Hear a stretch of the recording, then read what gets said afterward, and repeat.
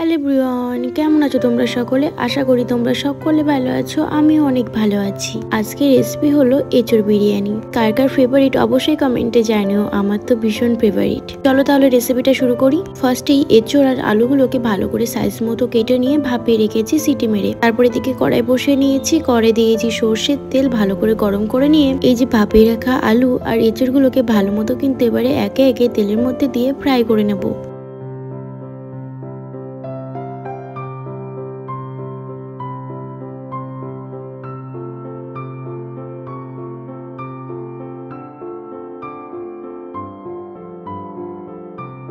তো দেখো হালকা নাড়াচাড়া করে আমি আলুগুলোকে অ্যাড করে দিলাম এঁচোড়ের মধ্যে। এবারে খুব ভালো করে কিন্তু আলু আর এঁচোড়ে ফ্রাই করে নেব।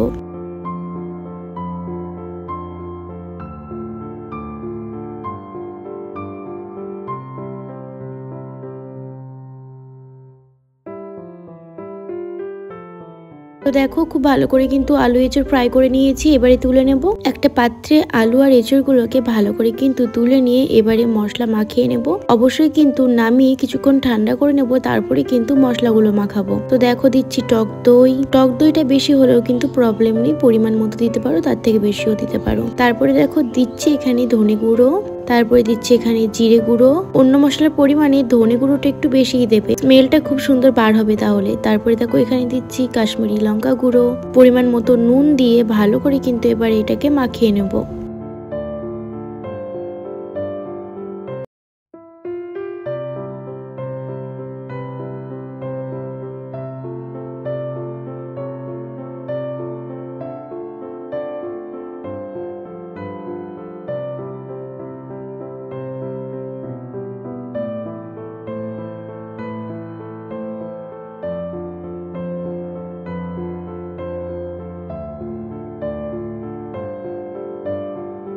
তো আমার তো মাখানো ভালো মতো হয়ে গেছে। এবার এটাকে রেখে দিয়ে কিছুক্ষণ তারপরে সেই কড়াইয়ে আমি একে একে সবটুকু কিন্তু তুলে দেব। বাটি ধোয়া জলও কিন্তু এখানে দিয়ে দেবো, দিয়ে খুব ভালো করে কিন্তু ফুটিয়ে নেব। ঠিক ততক্ষণ ফোটাবো যতক্ষণ একটা ঠিকঠাক গ্রেভি না আসছে। তো চলো ভালো করে তাহলে ফুটিয়ে নিই।